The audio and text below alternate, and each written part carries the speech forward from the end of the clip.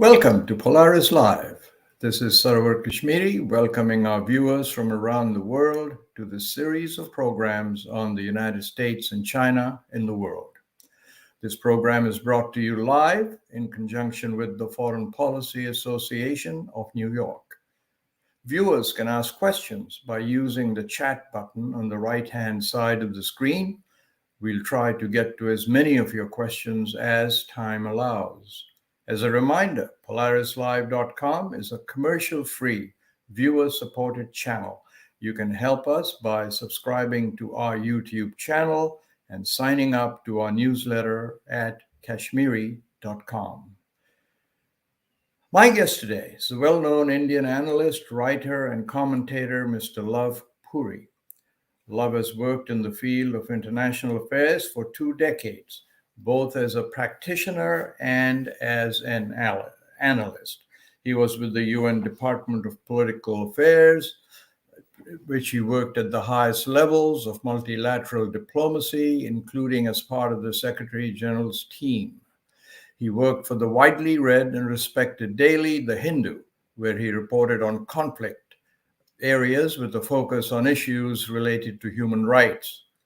He won the European Commission Award for Human Rights and Democracy. He's a columnist on international affairs for several widely read publications, has authored 2 books, including the bestseller Across the Line of Control, published by the University Press. He comes to us today from New Delhi, India. Welcome to PolarisLive.com, Mr. Puri. Thank you so much, Sarwar. It's an honor to be here on your show. Thank you so much. Yeah, it's a pleasure. It's an honor to have you, and you're at the seat of one of the most popular and news headline cities today, New Delhi. So let me start, Luv, by asking you, these appear to be glory days for the India-US relationship, both in Washington and in New Delhi. Is it the end of the traditional wariness in India about America and vice versa? Yeah, surely. There's no doubt about that. I think if this question would have been asked, maybe like 15 or 20 years ago, this question would have been apt. But now in 2023, definitely we've come a long way. I remember reading it somewhere, the American ambassador to India in 1960s, the famous economist Galbraith, telling his bosses that, now is the time to really embrace India, that it can be a useful ally or a partner. It just took maybe 35, 40 years of that great man's prophecy to come true. So surely, these are the best of times, when it comes to relation between the 2 countries. The relationship is multidimensional. You have domain expertise being exchanged in various fields: trade, defense, intelligence sharing, critical technology, space, counterterrorism. So there's hardly any sector which is untouched. So I remember 2005, 2004, talking to a senior State Department official, telling me that there's still some kind of a hesitancy in India, they are there's a Cold War baggage they have. He was talking about referring to his conversations with a few officials. But nuclear deal, Indo-US nuclear deal, under Prime Minister Manmohan Singh and George Bush, just changed everything. Everything came out of it, and in a way, as I said, these are best of times. But at the same point, we live in the real world. 95, we would not have imagined that, the 2023, we would have seen this kind of really embracing. So think, they can be points of occasional friction, like we saw, what happened on, Ukraine. India took its own stance, and, there'll be other issues too. So, but, this is the, the world of international relations, and I think every country makes its calculation. But right now, the convergence, the strategic, convergence is immense. Hmm. So I think we are going to see relations getting more and more strengthened. Definitely. But Love, I wanted to, sorry to interrupt, but I wanted to ask you, you and I both grew up in India, right? So Hmm. Hmm. there's been this long tradition of non-alignment Hmm. because of Hmm. the colonial period.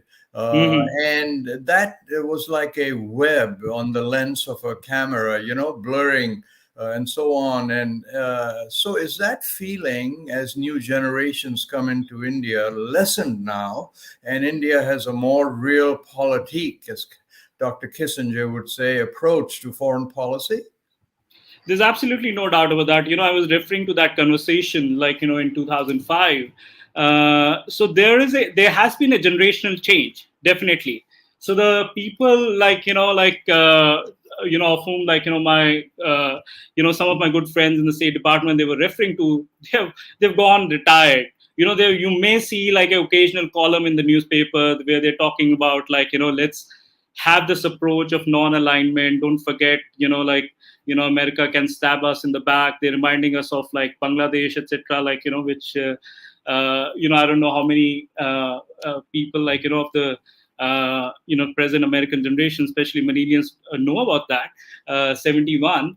Or like, but there's definitely a generational change in the bureaucratic structures, in various other fields. And also, don't forget, there's a huge Indian diaspora, which is just like progressively continued to increase. The 10% of the visas, the US visas are cornered by Indians.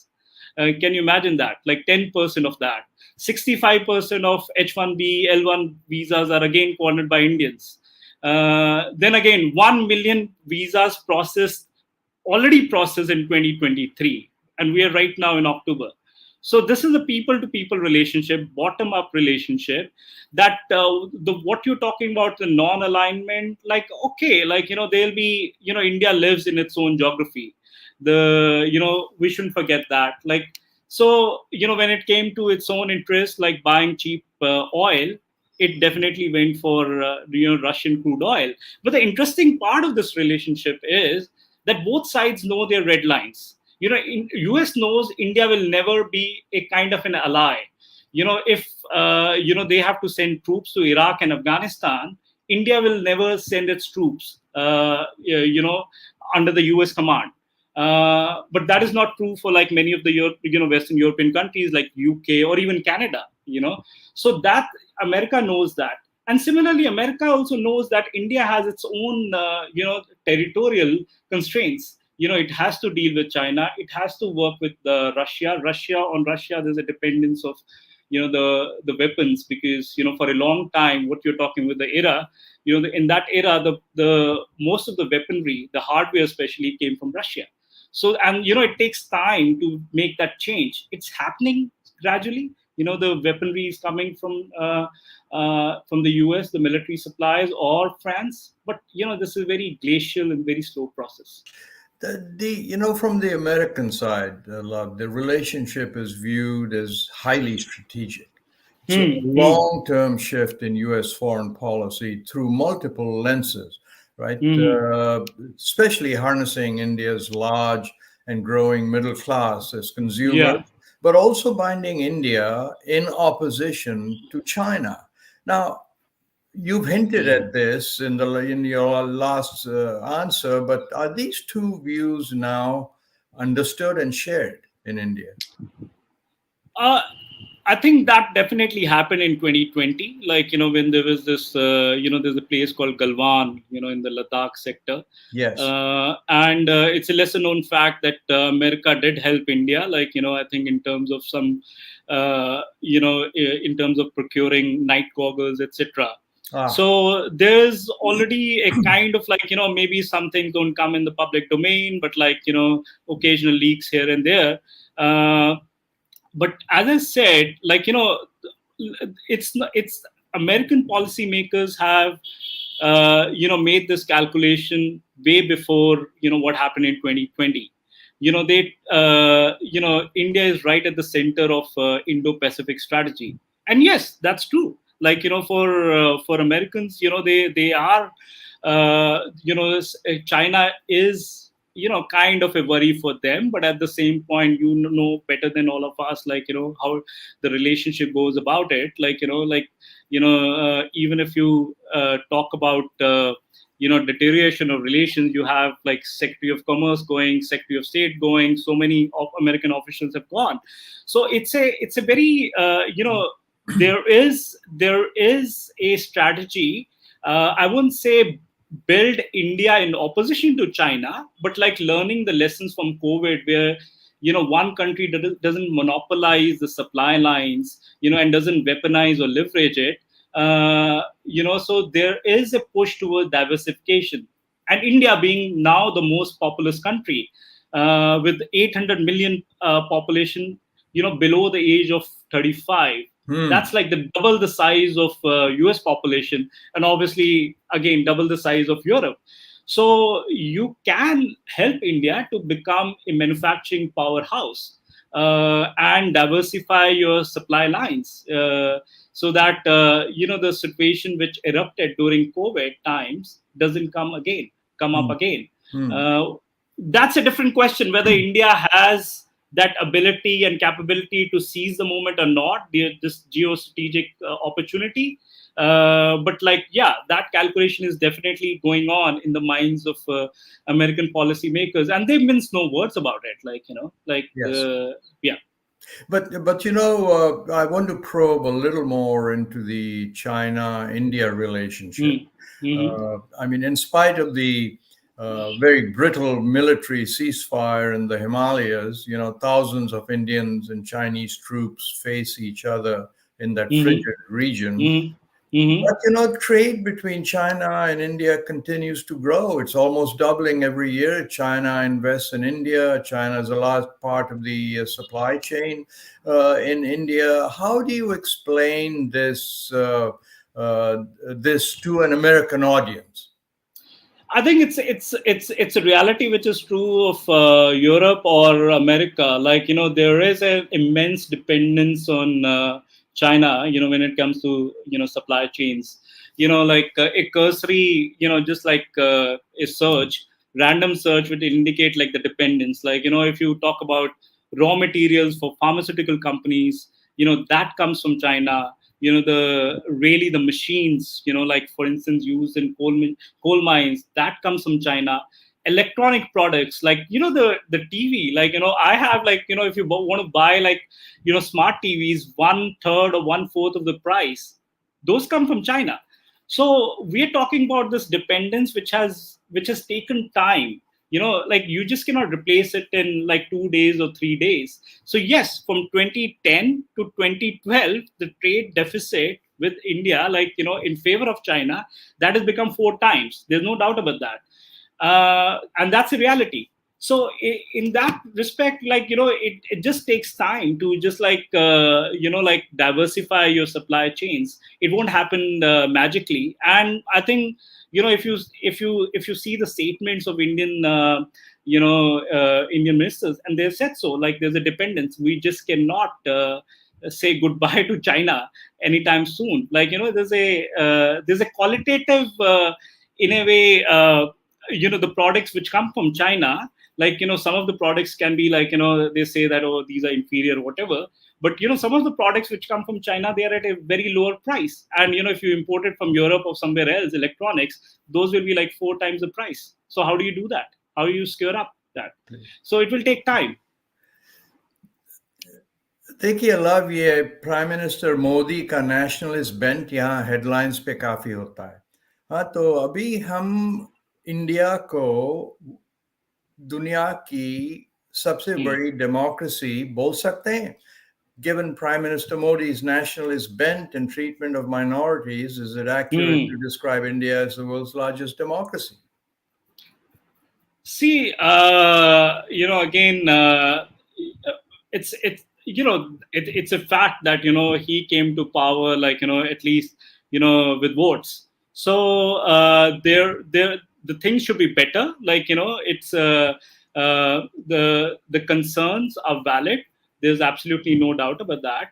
But still, I think it will be wrong to make sweeping generalizations when it comes to a country as big as India, because this problem of this the concern of minorities. This is like around some of the states around Delhi, and this problem precedes Modi too. Like they were, there have been like problems even in the previous governments too.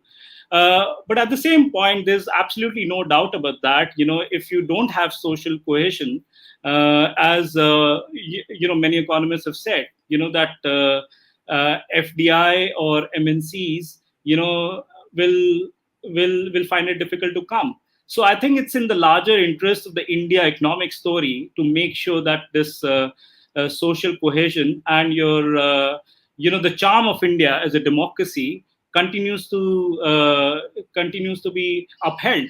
There's absolutely no doubt about that. But yeah, there's definitely a room for improvement, and I think people in India they're talking about it, within the democratic traditions. It's, I mean, I had to raise that, even though it's Mm. a sensitive issue, Mhm. because, Mr. Modi has done, if I may say, added an Mm. electric spark to the Indian economy and just the view of India, as a modernizing country versus a socialist. The Hindu growth, people used to call it, it's jumping, it's accelerating.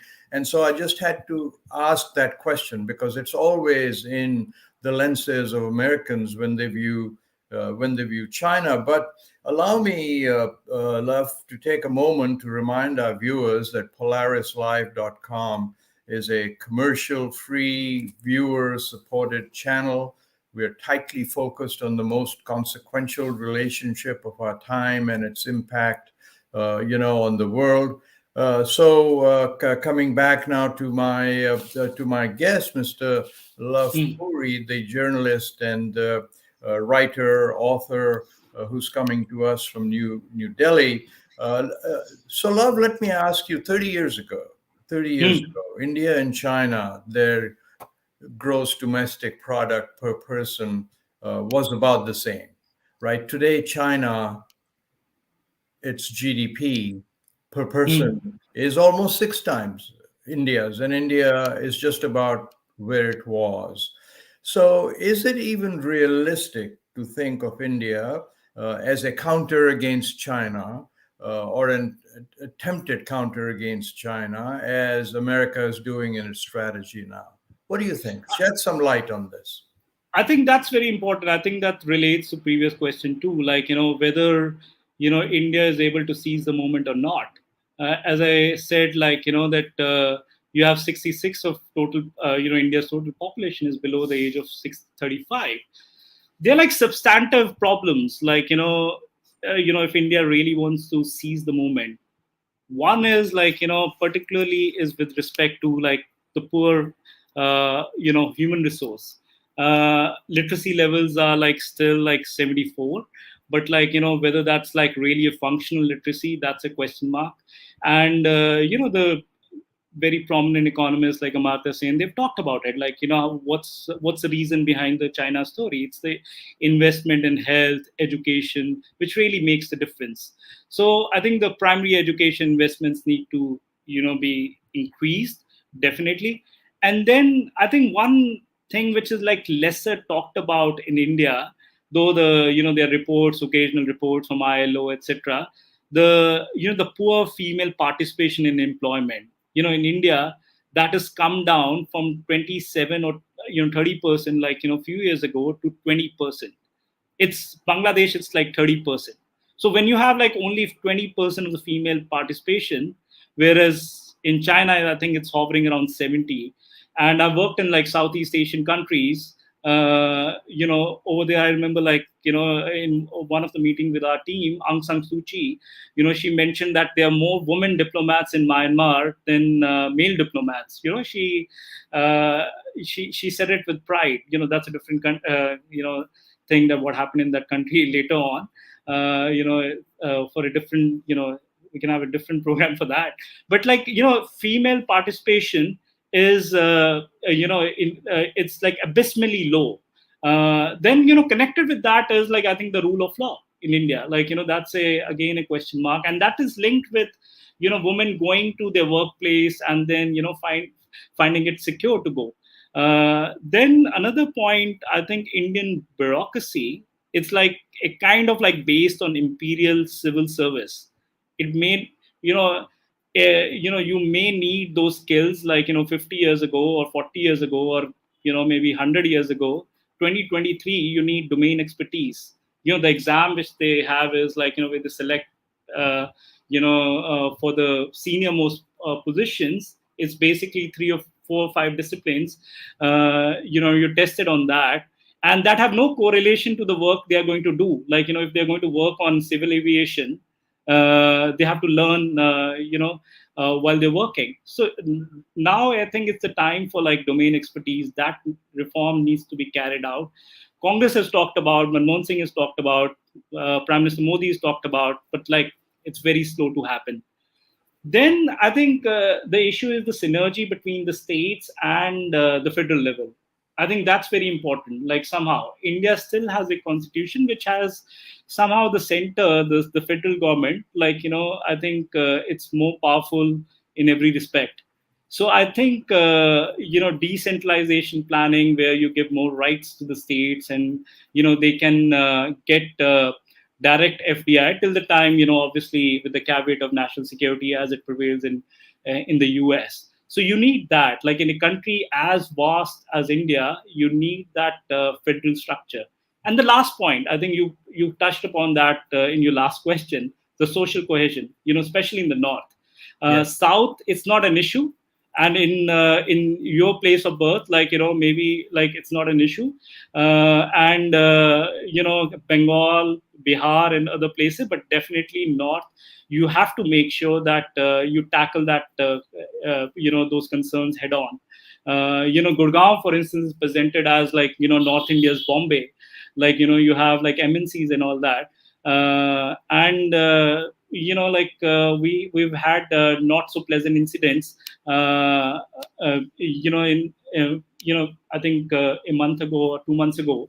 So that sends a wrong message. So yeah, so all these factors need to be tackled head on. And I think you've presented, especially to a Western audience, the complexity of governing a country as vast and as diverse as India, right? And so, what I want to ask you is Mr. Modi, Prime Minister Modi. I wonder sometimes whether his nationalist bent is temporarily required to hold this country together as he pushes it forward into the 21st century. Because in some of the opinions in American newspapers, it's pointed out that, yes, there was a communal feeling, between the majority Hindu population and others in the past. But because of India's secular constitution, the prime minister always pointed out and said, hey, don't do X, Y, or Z. That is not in keeping with our secular constitution. But they point out in the opinion pages that Mr. Modi is not doing that. So if something nasty happens to someone from the minorities, then he doesn't criticize it. And I wonder if he's trying to strike this very sensitive and delicate balance between moving India forward, holding this vast, diverse country together. Can you shed any light on it? And not wanting to comment on it is a perfectly reasonable answer. Uh, I'm not sure about your question. You are asking me whether he is. Can you repeat the question? Yeah, the question really is he taking this very nationalist bent Hmm. Hmm. to appease a certain Hmm. part of the majority, to keep Hmm. India's momentum going forward? Or is there something ingrained in his thinking? Uh, politician is a politician. So, yeah, surely, like, there's absolutely no doubt about that. The present ruling elite, the votes come from particular states. There's no doubt about that, and those states are populous, more populous. and the appeal, yeah, that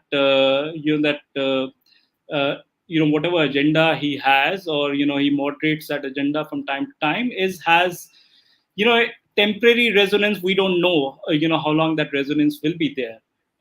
So that comes from that particular a few of those states, and those states are populous, and those in a way also decide who's going to govern the country. So in that way, there's an electoral calculation being made. It's true that overall, that the idea of India, the rooted in secularism, and that really held the country together for many years. So there, as I said earlier, they're like India is full of diversity. When the Western press talks about minorities, like, my take is, like, who's a minority in India? Like, a Tamilian Muslim is closer to a Tamilian Hindu as compared to a Tamilian Hindu, or a Punjabi Hindu. You're getting my point? Or even a Yes. Kashmiri Hindu or a Kashmiri Muslim. So here's a country, like what Amartya Sen talks about, is argumentative Indian. We talk about ideas. We love to argue, like, in the democratic tradition. It's in our civilizational DNA. And we have multiple identities. Okay, like, they're like fringe elements in the party, or what some people say, with the with some consent from the top, like, there is this narrow focus on religious identity, and that brings a particular party to power. Okay, they are making this calculation. I don't know how long will this last, but politicians do make their calculations, Yes. definitely. Yeah. Okay. And I must, as we head to the closing mark, ask you about this tiff between Canada and India, Hmm. and just ask you from a different perspective. I mean, this morning, as I mentioned to you, India has asked for 40 Canadian diplomats to be removed. This tiff is getting worse. But the angle that I would like to explore with you is that Canada is very tightly knit in an intelligence web that includes Australia, New Zealand, UK, America, the English-speaking countries, the Five Eyes, as it's been phrased. And it seems to me that Mr. Modi is now Hmm. faced with this issue of Hmm. not just Canada, but Hmm. how does he square the circle or circle the square with five of his India's most important relationships? Yeah, so that's interesting. Yeah, surely that's a. I think somehow Trudeau's statement took everyone by surprise. There's no doubt about that. But I was just hearing, like, on some social media, and there's some prominent person in India. I won't be very specific, but, like, what he said was, like, India is the fifth eye rather than Canada, because the four haven't decided to side with the fifth eye. Canada. India is the fifth eye. So so I think this is like, there's a tinge of hyper-nationalism, like, going on. In India's case, and also in Canada's case, where they're like talking about their own values, freedom of speech, etc. But, like, I think you also want to, like, you want to, like, I think, just doing the clinical assessment, in a sense, both sides have their concerns, and as democracies, rather than having a megaphone diplomacy where you, like, hurl allegations, etc. I think it's quiet diplomacy is the way to go about it.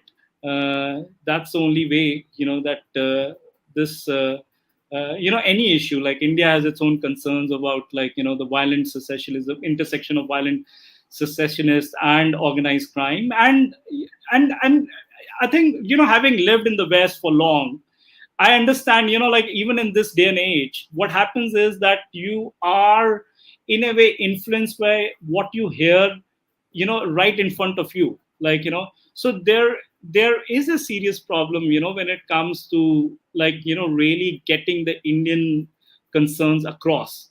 And those are, in a way, like, if you just do a scan of the local newspapers, those are legitimate.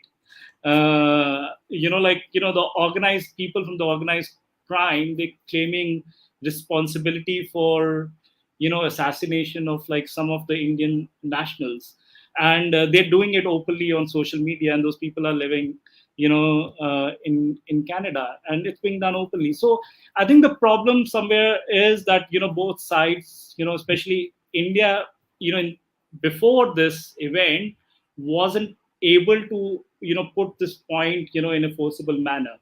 What do you think? Like do you like do you have any other question on this issue? Like I can No, go no, like we could. no, no. Yeah, yeah, In fact, you remind me of what my dear mother always said, that it takes two hands to clap. So, yeah, but if you'd like to add something, please do, and then we'll have to yeah, wind it up for lack yeah. of time. Yeah, so on this issue, I wrote an article in Tribune yesterday. Like, I think I've covered both sides, and also like touched upon the nuances of it. Like, both sides have, aired their concerns. And I think I touched upon that. Like, I don't think you have time for that. So, yeah. But Tribune, I think one can easily find it online. Yeah. I think you sent me the link. It was a very well written article. And if Douglas reminds me, I will send it, put it on our website, www.kashmiri.com. Mr. Luv Puri, I really, really want to appreciate, it's a late time in New Delhi compared to early morning here, but you were so nice to give us this time. You've been very clear on a very timely conversation, and I really hope you will come back and see us again. It's a pleasure, Sarwar. Thanks for having me. Thank you so much. And thank you now to our viewers from around the world. Please join us next week for another episode of PolarisLive.com, US and China and the World, the most consequential relationship of our time. Until then, goodbye.